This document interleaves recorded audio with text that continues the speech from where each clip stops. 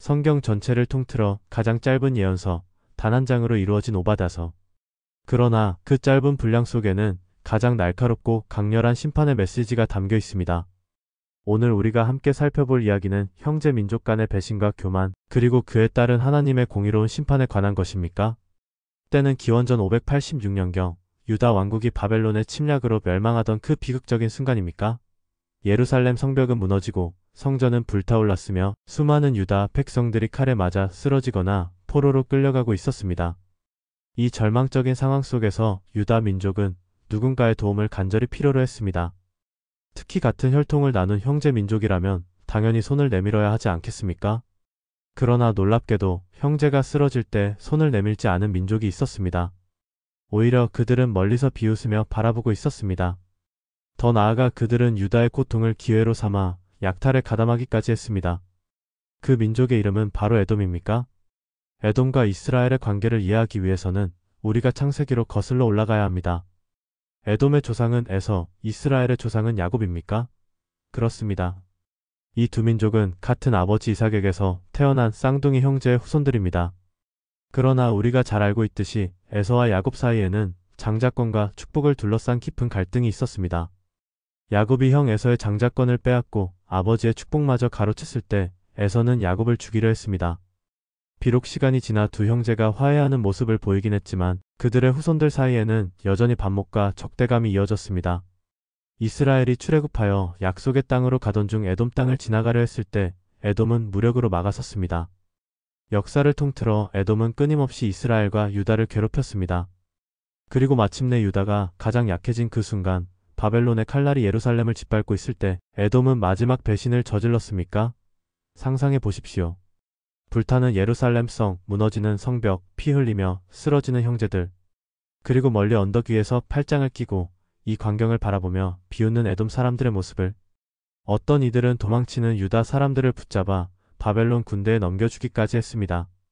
어떤 이들은 폐허가 된 예루살렘에 들어가 재물을 약탈했습니다. 바로 이 순간 하나님께서 예언자 오바댜를 통해 말씀하십니다. 에돔에 관한 환상이라. 주 여호와께서 에돔에 대하여 이같이 말씀하시니라. 하나님의 심판 선언이 시작됩니까? 그 첫 번째 이유는 바로 교만입니까? 에돔은 세일산이라고 불리는 험준한 산악지대에 자리 잡고 있었습니다. 이곳은 천연 요새와도 같았습니다. 높은 절벽과 바위 틈새에 집을 짓고 살았던 에돔 사람들은 스스로를 난공불락의 존재라고 여겼습니다. 누구도 우리를 공격할 수 없다고, 우리는 영원히 안전하다고 믿었습니다. 오바다서 1장 3절은 이렇게 선포합니다. 바위 틈에 거주하며 높은 곳에 사는 자여, 내가 마음속으로 이르기를 누가 능히 나를 땅에 끌어내리라 하니 내 마음의 교만이 너를 속였도다. 얼마나 오만한 말입니까? 에돔은 자신들의 지리적 이점을 과신했습니다. 높은 산, 험준한 절벽, 견고한 요새. 이 모든 것이 그들에게 거짓된 안정감을 주었습니다. 그들은 자신들이 어떤 침략자로부터도 안전하다고 믿었습니다. 더 나아가 그들은 형제 민족 유다가 멸망하는 것을 보면서 자신들은 유다보다 더 강하고 지혜롭다고 착각했습니까? 그러나 하나님께서는 말씀하십니다. 내가 독수리처럼 높이 오르고 별 사이에 깃들릴지라도 내가 거기서 너를 끌어내리리라. 아무리 높은 곳에 있어도, 아무리 견고한 요새를 쌓아도 하나님 앞에서는 아무 소용이 없습니다. 인간의 교만은 언제나 멸망의 선봉입니까? 에돔의 두 번째 죄는 형제에 대한 폭력과 배신입니까? 오바다서 1장 10절은 명확하게 선포합니다. 내가 내 형제 야곱에게 행한 폭력으로 말미암아 수치를 당하고 영원히 멸절되리라. 형제 야곱 곧 유다가 재난을 당한 날 에돔은 무엇을 했습니까? 11절부터 14절까지는 에돔의 죄악을 하나하나 열거합니다. 그들은 멀리 서서 구경만 했습니다. 이방인들이 형제를 약탈할 때 방관했습니다. 유다가 고난당하는 날을 보며 기뻐했습니다. 유다의 멸망을 보고 자랑했습니다. 재난의 날에 유다의 재물을 약탈했습니다. 도망치는 유다 사람들을 붙잡아 넘겨주었습니다. 이것이 얼마나 끔찍한 배신입니까? 같은 조상에게서 나온 형제. 민족이 가장 도움이 필요한 순간에 등을 돌렸을 뿐만 아니라 오히려 칼을 들이댔습니다. 이것은 단순한 방관이 아닙니다. 적극적인 가담입니까? 능동적인 악행입니까? 그러나 하나님은 공의로우신 분입니다. 하나님께서는 에돔에게 선포하십니다. 여호와께서 만국을 벌할 날이 가까웠나니 내가 행한 대로 너도 받을 것인즉 내가 행한 대로 내 머리로 돌아가리라. 이것이 하나님의 정의의 원리입니다. 씨 뿌린 대로 거두는 법칙입니까? 에돔이 형제에게 행한 그대로 에돔도 받게 될 것입니다. 에돔이 유다의 고통을 이용하여 약탈했던 것처럼 에돔도 다른 민족들에게 약탈당할 것입니다. 에돔이 도망치는 유다 사람들을 붙잡아 넘겨주었던 것처럼 에돔 사람들도 붙잡혀 끌려갈 것입니다. 역사는 이 예언이 정확히 성취되었음을 보여줍니다. 바벨론이 유다를 멸망시킨 후 얼마 지나지 않아 바벨론은 에돔도 공격했습니다. 에돔이 그토록 믿었던 험준한 산악지대는 그들을 지켜주지 못했습니다. 그들의 교만은 산산조각 났습니다. 그들의 요새는 무너졌습니다. 그들이 약탈했던 재물은 다른 민족들에게 빼앗겼습니다. 오바다서 1장 18절은 더욱 강력하게 선포합니다. 야곱 족속은 불이 될 것이요 요셉 족속은 불꽃이 될 것이며 에서 족속은 지푸라기가 될 것이라. 그들이 그들 위에 붙어서 그들을 불사를 것인즉 에서 족속에게 남은 자가 없으리니 이는 여호와께서 말씀하셨음이라. 얼마나 완전한 심판입니까? 지푸라기가 불 앞에서 견딜 수 없듯이 에돔은 하나님의 심판 앞에서 완전히 사라질 것입니다. 실제로 역사 속에서 에돔 민족은 점차 사라져갔습니다. 그들은 여러 민족들에게 정복당했고 결국 독립적인 민족으로서의 정체성을 잃어버렸습니다. 오늘날 에돔 민족은 더 이상 존재하지 않습니다. 하나님의 말씀이 그대로 이루어진 것입니까? 그러나 오바다서는 단순히 심판과 멸망으로 끝나지 않습니다. 이 짧은 예언서의 마지막 부분은 놀라운 희망의 메시지로 마무리됩니까?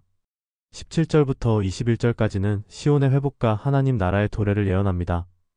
오직 시온산에서 피할 자가 있으리니 그 산이 거룩할 것이요 야곱 족속은 자기 기업을 누릴 것이며 유다는 비록 멸망했지만 완전히 사라지지 않을 것입니다. 시온산 곧 예루살렘에는 피할 자들이 있을 것이며 그들을 통해 하나님의 백성이 다시 회복될 것입니다. 실제로 바벨론 포로 생활 70년 후 유다 백성들은 고향으로 돌아왔습니다. 그들은 무너진 성전을 재건했고 예루살렘 성벽을 다시 쌓았습니다. 에돔은 사라졌지만 유다는 회복되었습니까? 이것이 하나님의 신실하심입니다. 하나님께서는 심판하시지만 또한 회복시키십니다.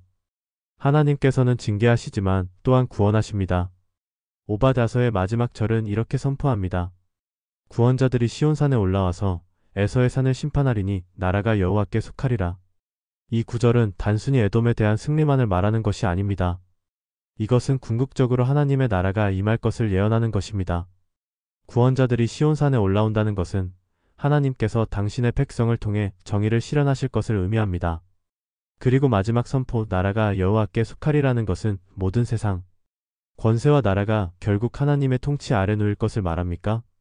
이것은 메시아 왕국에 대한 예언이기도 합니다. 예수 그리스도를 통해 하나님의 나라가 이 땅에 임했습니다. 그리고 종말에 그리스도께서 다시 오실 때 하나님의 나라는 완전히 실현될 것입니다. 그때는 모든 교만한 권세가 무너지고 모든 악이 심판받으며 하나님의 공의와 평화가 온 땅에 충만할 것입니까? 오바다서가 우리에게 주는 교훈은 무엇입니까? 첫째, 교만은 반드시 심판받는다는 것입니다. 에돔은 자신들의 높은 위치와 견고한 요새를 믿고 교만했습니다. 그러나 그 교만이 그들을 멸망으로 이끌었습니다. 우리도 마찬가지입니까? 우리가 가진 재물, 지위, 능력, 지식을 믿고 교만해질 때 우리도 넘어질 수 있습니다. 잠언 16장 18절은 말합니다. 교만은 패망의 선봉이요 거만한 마음은 넘어짐의 앞잡이니라. 둘째, 형제에 대한 사랑과 책임입니다. 에돔의 가장 큰 죄는 형제가 고난받을 때 외면한 것이었습니다. 그들은 방관했고 더 나아가 가담했습니까? 성경은 우리에게 형제를 사랑하라고 가르칩니다. 요한일서 3장 17절은 말합니다. 누가 이 세상의 재물을 가지고 형제의 궁핍함을 보고도 도와줄 마음을 닫으면 하나님의 사랑이 어찌 그 속에 거하겠느냐?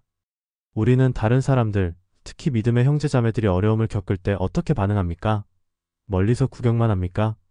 아니면 손을 내밀어 돕습니까? 에돔의 이야기는 우리에게 경고합니다. 형제의 고통을 외면하는 것은 심각한 죄입니까? 셋째, 하나님의 공의는 반드시 실현된다는 것입니다. 에돔은 한동안 승승장구하는 것처럼 보였습니다. 유다는 멸망했지만 에돔은 살아남았습니까? 그러나 하나님의 심판은 반드시 왔습니다. 때로 악인이 형통하고 의인이 고난받는 것처럼 보일 수 있습니다. 그러나 하나님께서는 모든 것을 보고 계시며 때가 되면 반드시 공의로운 심판을 행하십니까? 넷째, 하나님의 회복과 구원의 약속입니다. 유다는 멸망했지만 하나님께서는 그들을 버리지 않으셨습니다. 시온산에 피할 자들이 있었고 그들을 통해 하나님의 백성이 회복되었습니다.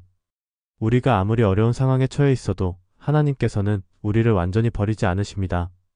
하나님께서는 회복의 하나님이시며 구원의 하나님이십니까? 오바다서는 비록 성경에서 가장 짧은 책 중 하나이지만 그 메시지는 결코 가볍지 않습니다.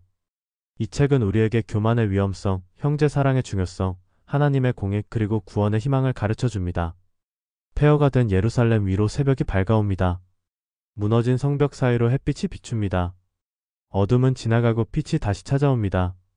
시온산 위에는 희망의 깃발이 펄럭입니까? 왜냐하면 나라가 여호와께 속하기 때문입니다.